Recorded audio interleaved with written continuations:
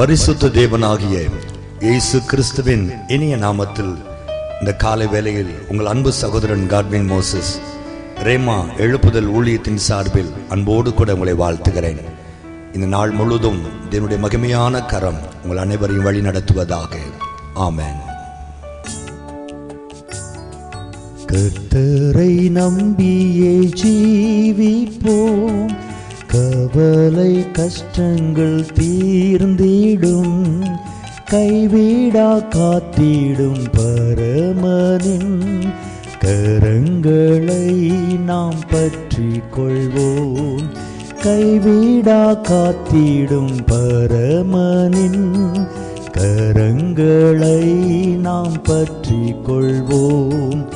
உண்மை வழி நடந்திடும் உத்தமனுக்கென்றும் கர்த்தர் துணை.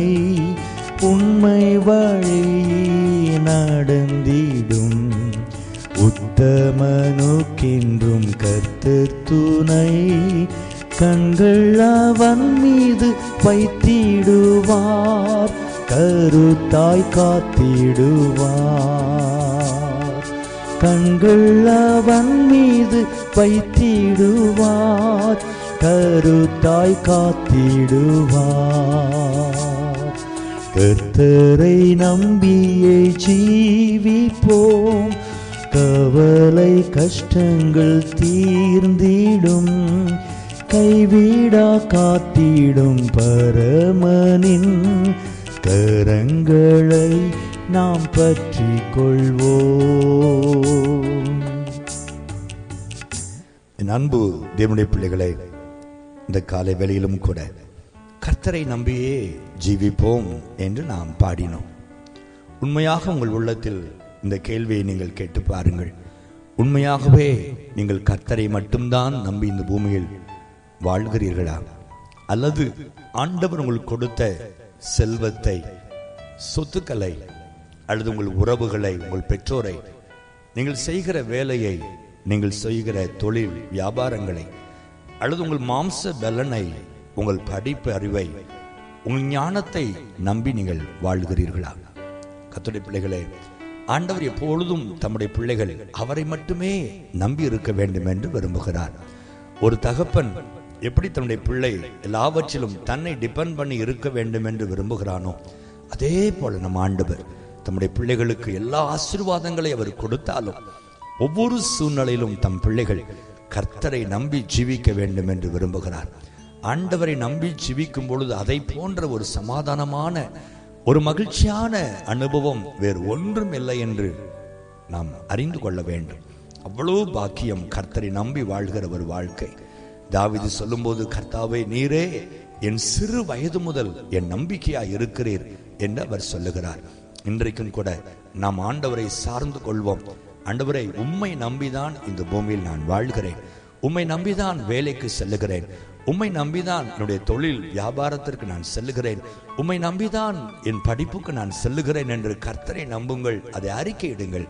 அப்பொழுது கர்த்தர் உங்களுக்காக யாவையும் செய்து முடிப்பார். கர்த்தரை நம்புகிறவன் செழிப்பான், கர்த்தரை நம்புகிறவன் அசைக்கப்படுவதில்லை, கர்த்தரை நம்புகிறவன் பயப்படுவதில்லை, வெட்கப்பட்டு போவதில்லை. கர்த்தரை நம்புகிறவன் உயர்ந்த அடைக்கலத்திலே வைக்கப்படுவான். கர்த்தர் உங்களை எப்படி ஆசீர்வதிப்பாராக. ஜெபிப்போமா? பரிசுத்தமும் எங்கள் நம்பிக்கைக்கு பாத்திரமுமா இருக்கிற எங்கள் அன்பின் ஆண்டவரே, இந்த காலை வேளையிலே முழு இருதயத்தோடு உம்மை நோக்கி நாங்கள் பார்க்கிறோம்.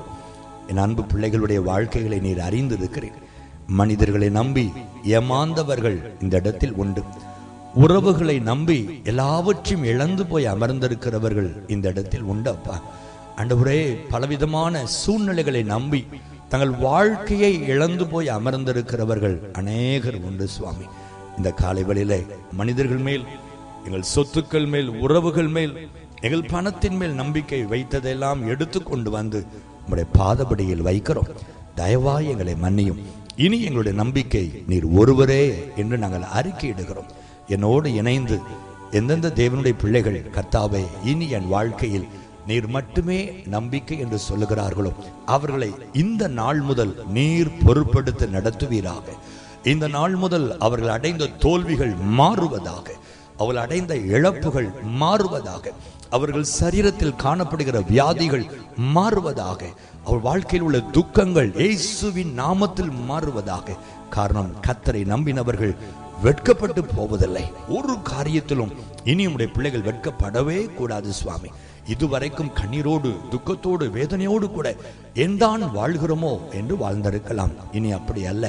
ஜீவனுள்ள தேவனாகி உம்மை நம்பி அவர்கள் வாழ்கிறபடியினால் இனி மகிழ்ச்சியோடு, சமாதானத்தோடு, ஆசீர்வாதத்தோடு, செல்வ செழிப்போடு மகிமையாய் வாழும்படி என் ஆண்டவர் சூழ்நிலைகளை உருவாக்கும்படி இயேசுவின் நாமத்தில் நான் ஜெபிக்கிறேன்.